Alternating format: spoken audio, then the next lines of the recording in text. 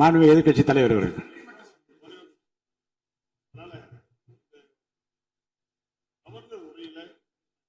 தேடி தேடி பார்க்கிறோம், எந்த ஒரு தொலைநோக்கு திட்டமும் கண்ணுக்கே தெரியல.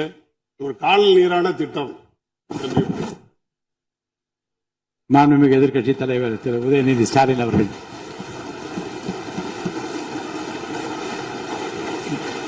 மாண்புமிகு பேரவைத் தலைவர் அவர்களே, பெருமை வாய்ந்த இந்த அவையில ஆளுநர் உரையின் மீது நன்றி தெரிவிக்கின்ற தீர்மானத்தில் பேசுகின்ற வாய்ப்பை தந்த பேரவைத் தலைவருக்கு முதலினுடைய நன்றியை தெரிவிச்சுக்கிறேன். அதுமாதிரி நம்முடைய மாண்பு முதலமைச்சர் அவர்களுக்கு திராவிட முன்னேற்ற கழகத்துடைய சட்டமன்ற உறுப்பினர்கள் அனைவரின் சார்பாகவும் எங்களுடைய பிறந்தநாள் வாழ்த்துக்களையும் நான் தெரிவிச்சுக்கிறேன்.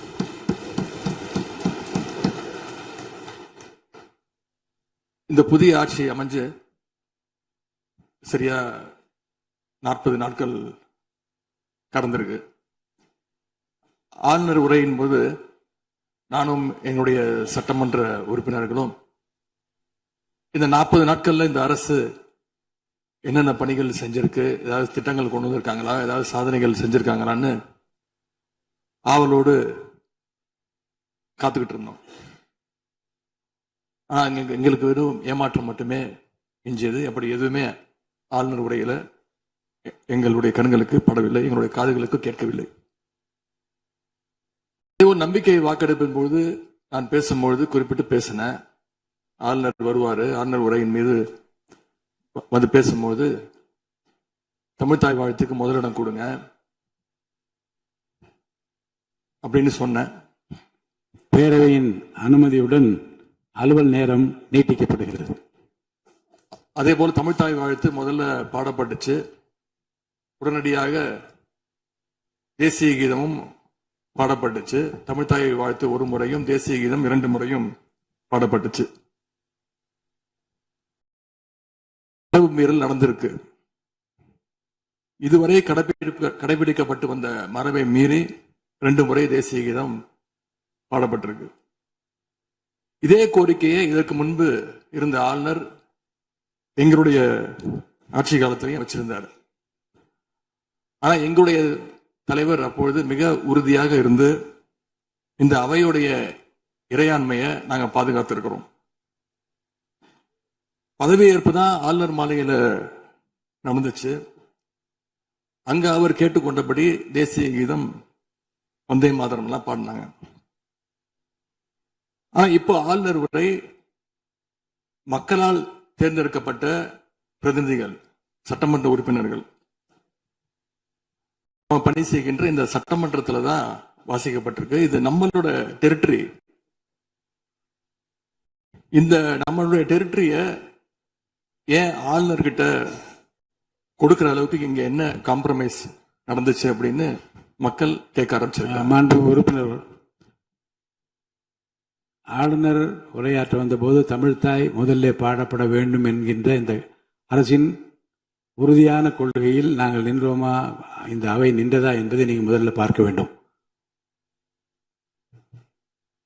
நாட்டுப்பண் 2 முறை பாடியதில் என்ன தவறு என்று எனக்கு தெரியவில்லை. நாட்டுப்பண் 2ஆம் முறை பாடிய தவறு என்று நீங்கள் சொல்ல வருகின்றீர்களா? அப்படி தவறு என்றால் அது எந்த அடிப்படை தவறு என்று சொல்ல வருகிறீர்கள்? நமக்கு வேண்டியது நம்முடைய தாய்மொழிக்கு முக்கியத்துவம் தர வேண்டும், உறுதியாக நிற்க வேண்டும். இந்த அரசு எந்த சர்ச்சையும் ஏற்படுத்தாமல் நிதானமாக உறுதியாக தாய் தமிழ்தான் எங்களுக்கு அடிப்படை என்பதை வைத்து தமிழ்தாய் வாழ்த்தை பாட வைத்தார்களா இல்லையா? அந்த தமிழ்தாய் வாழ்த்தை பாட முடியாமல் வேறு விதமாக இந்த அவை திசை திருப்பப்பட்டு பல்வேறு பிரச்சனைகளுக்கெல்லாம் ஆளான காரணங்களை எல்லாம் 22ஆம் ஆண்டு பார்த்தோம், 23 பார்த்தோம், 24 பார்த்தோம், 25 பார்த்தோம், 26 பார்த்தோம்.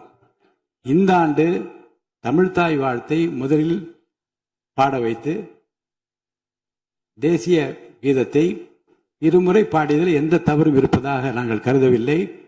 அப்படி பாடியது தவறு நீங்களும் கருதிடக்கூடாது என்று நான் சொல்ல விரும்புகின்றேன். பேரவைத் தலைவர் அவர்களே, நாங்கள் கேட்டுக்கொண்டதுபடி தமிழ்தாய் வாழ்த்து முதல்ல ஒரு வாட்டி பாடிட்டீங்க.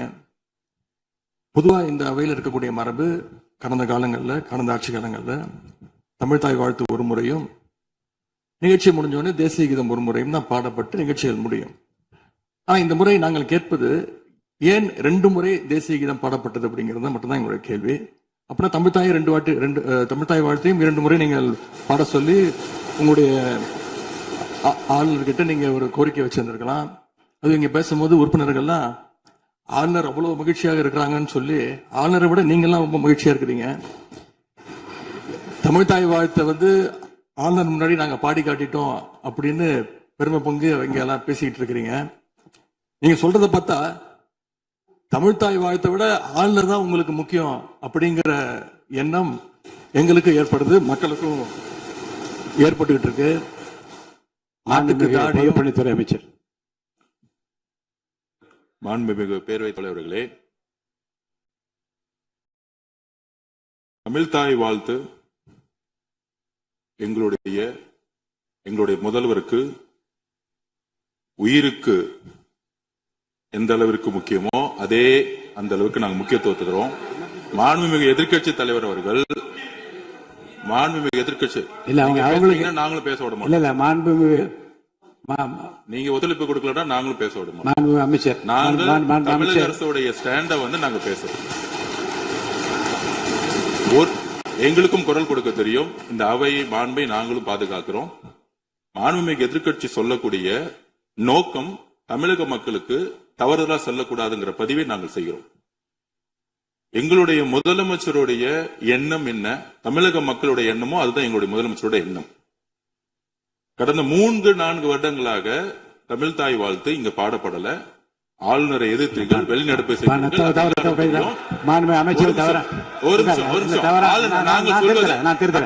நாங்க பேசி முடிக்கிறேன். ஆளுநர் முன்பு ஆளுநர் முன்பு மாண்புமிகு அமைச்சர் அவர்கள் தமிழ்தாய் வாழ்த்து பாடப்பட்டது. இல்ல நான் சொன்னது, நான் கருத்து என்னன்னா, ஆளுநர் முன்பு பாடப்பட்டது கிடையாது. அதுதான் நான் சொல்ல வரேன். நான் பேசிடுறேன். ஆளுநர் புறக்கணித்தார், அதற்கு பின்பு பாடப்பட்டது. ஒரு நிமிஷம் நான் பதிவு பண்ணி, ஒரே நிமிஷம் நான் பதிவு பண்ணிடுறேன். நான் எங்களுடைய பதிவை நாங்க பதிவு பண்ணிடுறோம். அதுல சொன்ன வார்த்தைகள் எங்களுக்கு கஷ்டமா இருந்துச்சு. காம்ப்ரமைஸ்ங்கிற வார்த்தை எங்களுக்கு கடினமா இருந்துச்சு. நாங்க திருப்பியும் நாங்க பதிவு பண்ணிக்கிறோம். எந்த விதமான காம்ப்ரமைஸும் கிடையாது. தமிழ்தாய் வாழ்த்தை முதலில் பாடப்பட்டது எங்களுடைய முதலமைச்சருடைய வெற்றி, தமிழக மக்களுடைய வெற்றிங்கிறத நாங்க பதிவு பண்ணி, எந்த காம்ப்ரமைஸும் இங்க நடக்கல. அதை நாங்க பதிவு பண்றோம். உறுப்பினர் பிறகு தலைவர்களே, நாங்க மீண்டும் அதான் கேட்கிறோம். தமிழ்தாய் வாழ்த்து ஒரு முறை பாடிட்டீங்க, அதற்கு வாழ்த்துக்கள். ஏன் தேசிய கீதம் 2 முறை பாடப்பட்டுச்சு? அப்ப ஆளுநர்கிட்ட நீங்க கோரிக்கை வச்சிருக்கனால நீங்க தேசிய கீதம் 2 முறை பாட பண்ணணும்னா, நாங்க தமிழ்தாய் வாழ்த்து 2 முறை இல்ல 3 முறை நாங்க போடுவோம்னு சொல்லி அதை நீங்க செஞ்சு காட்டிருக்கணும். அதுதான் நான் கேட்கிறேன், உங்களுக்கு இப்ப ஆளுநர் முக்கியமா, தமிழ்தாய் வாழ்த்து முக்கியமா அப்படிங்கறத நான் இந்த அரசுகிட்ட நான் கேட்க விரும்புறேன். ஆட்டுக்கு தாடியும் நாட்டுக்கு ஆளுநரும் தேவையில்லைன்னு சொன்னவர் பேரறிஞர் அண்ணா அவர்கள். அவரை தமிழக மக்களுடைய வெற்றிங்கிறத நாங்க பதிவு பண்ணி, எந்த காம்ப்ரமைஸும் இங்க நடக்கல. அதை நாங்க பதிவு பண்றோம். உறுப்பினர் பிறகு தலைவர்களே, நாங்க மீண்டும் அதான் கேட்கிறோம். தமிழ்தாய் வாழ்த்து ஒரு முறை பாடிட்டீங்க, அதற்கு வாழ்த்துக்கள். ஏன் தேசிய கீதம் 2 முறை பாடப்பட்டுச்சு? அப்ப ஆளுநர்கிட்ட நீங்க கோரிக்கை வச்சிருக்கனால நீங்க தேசிய கீதம் 2 முறை பாட பண்ணணும்னா, நாங்க தமிழ்தாய் வாழ்த்து 2 முறை இல்ல 3 முறை நாங்க போடுவோம்னு சொல்லி அதை நீங்க செஞ்சு காட்டிருக்கணும். அதுதான் நான் கேட்கிறேன், உங்களுக்கு இப்ப ஆளுநர் முக்கியமா, தமிழ்தாய் வாழ்த்து முக்கியமா அப்படிங்கறத நான் இந்த அரசுகிட்ட நான் கேட்க விரும்புறேன். ஆட்டுக்கு தாடியும் நாட்டுக்கு ஆளுநரும் தேவையில்லைன்னு சொன்னவர் பேரறிஞர் அண்ணா அவர்கள். அவரை உங்க கொள்கை தலைவர் லிஸ்ட்ல அட்டாச்சும் பண்ணியிருக்கிறீங்க. ஆனா இன்னைக்கு ஆளுநரை தலையில வச்சு கொண்டாடிட்டு இருக்கீங்க. நான் கேட்க விரும்புவது, நீங்க எல்லாம் சேர்ந்து மாண்புமிகு எதிர்கட்சி தலைவர் அவர்களுக்கு ஒன்று சொல்றேன். ஆளுநருக்குரிய மரியாதை மட்டும்தான் தரப்பட்டது. யாரையும் தலையில வைத்து கொண்டாட வேண்டிய அவசியம் இந்த அரசுக்கு இல்லை. இந்த அவையை பொறுத்த வரைக்கும்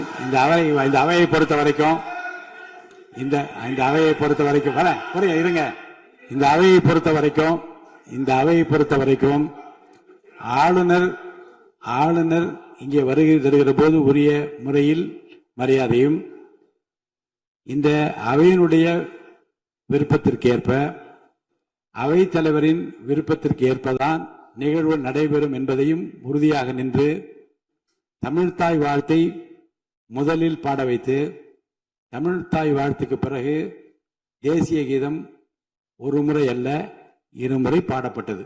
அதில் எந்த விதமான தவறும் கிடையாது. அதில் உள்நோக்கு கற்பிப்பது தவறு என்று நான் கூறுகின்றேன்.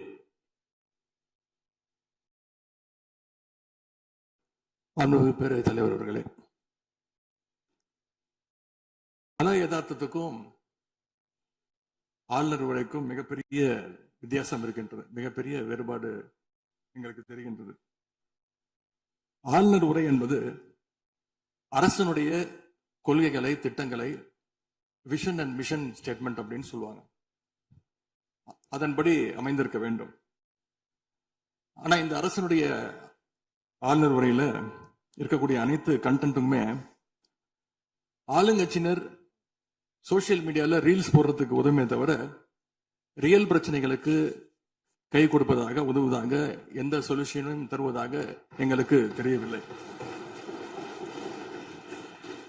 வழக்கமாக எதிர்க்கட்சி தலைவர்கள், எதிர்க்கட்சிகள் ஆளுங்கட்சிகளுடைய நிறை குறைகளை பேசுறது வழக்கம். அதுதான் எதிர்க்கட்சியுடைய பொறுப்பு, அதுதான் கடமை.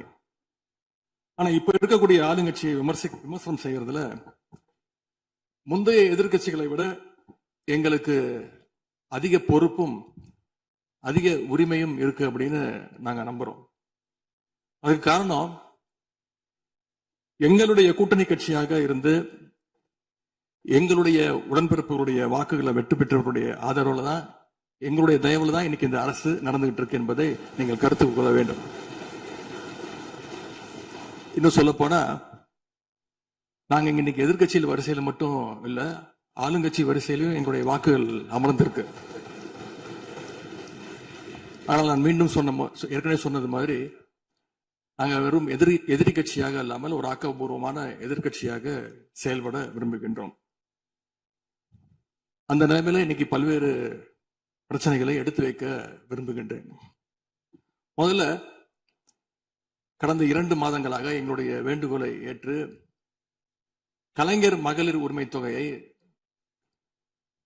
15ஆம் தேதி கரெக்டா மகளுடைய அக்கௌண்ட்ல போட்டதுக்கு எங்களுடைய நன்றியை நாங்க தெரிவிச்சுக்கிறோம்.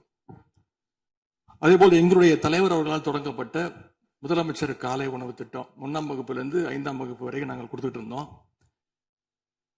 அதை வர செப்டம்பர் மாதத்திலிருந்து தந்தை பெரியாருடைய பிறந்த நாள்ல இருந்து 8ஆம் வகுப்பு வரைக்கும் நீங்க நீட்டிக்க போவதாக செய்திகள்ல பார்த்தேன். எனவே எங்களுடைய திட்டத்தை நீங்கள் இன்னைக்கு எக்ஸ்டெண்ட் பண்ணியிருக்கிறதுக்கு மீண்டும் எங்களுடைய பாராட்டுகளையும் நன்றிகளையும் முதல்ல நான் தெரிவிச்சுக்கிறேன். ஆனா எங்களுடைய முதலமைச்சர் அவர்கள் தொடங்கின நான் முதல்வன் திட்டத்தை நீங்க முடக்கிற முயற்சியில இறங்கியிருக்கீங்கன்னு கேள்விப்பட்டோம்.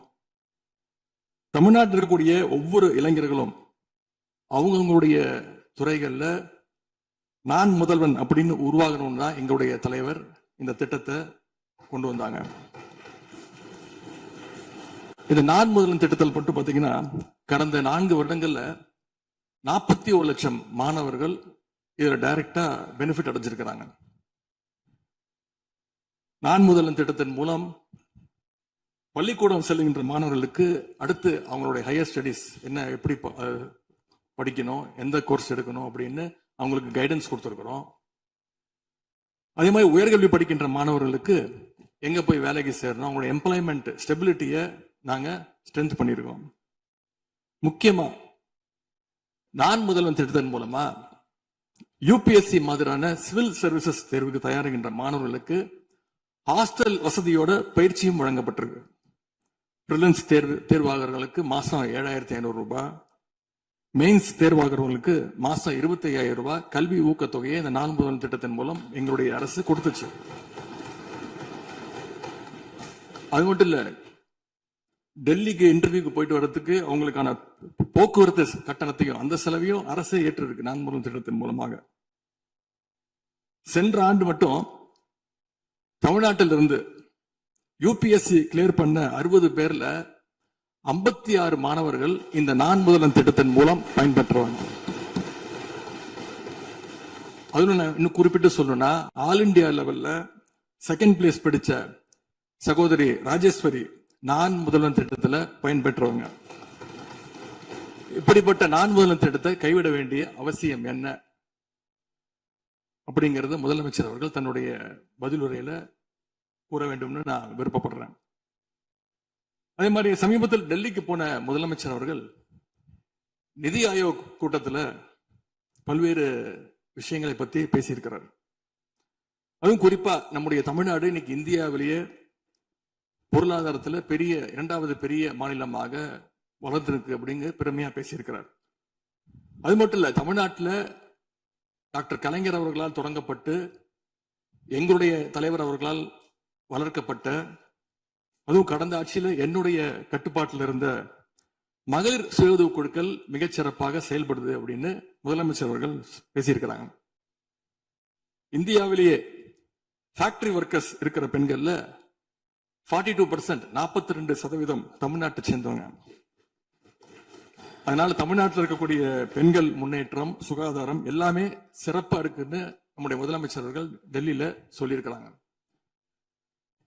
திரைப்படங்கள்ல தான் பாத்தீங்கன்னா ஒரே பாட்டுல ஏழையா இருக்கிறவன் ஒரே பாட்டுல 5 நிமிஷத்துல 4 நிமிஷத்துல பெரிய பணக்காரன் ஆயிடுவான்.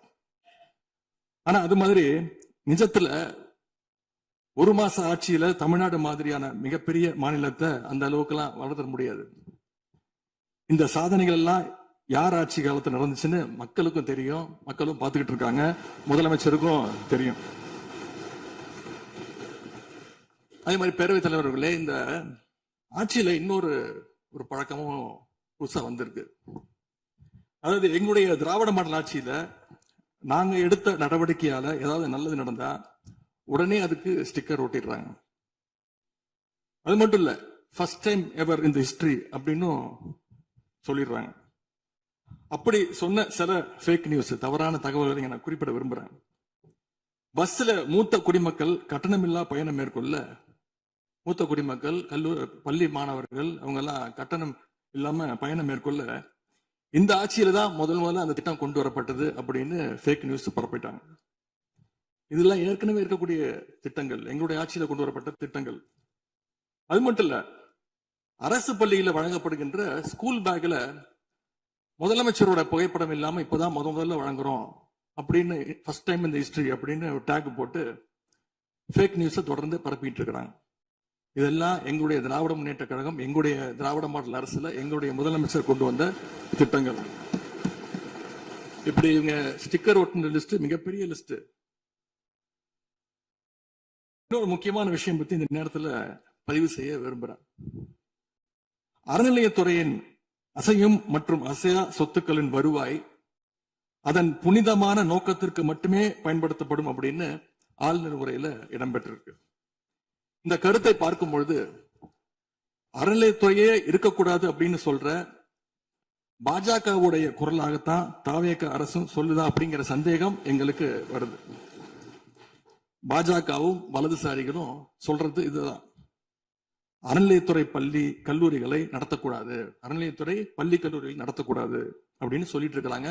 இதுக்காக வழக்கும் தொடர்ந்து இருக்கிறாங்க. இந்த நிலைப்பாடு திருமண மண்டபங்கள், வணிக வளங்களோடு நிற்குமா, இல்ல கல்வி நிறுவனங்களுக்கும் இந்த கண்டிஷன்ஸ் அப்ளை செய்யப்படுமா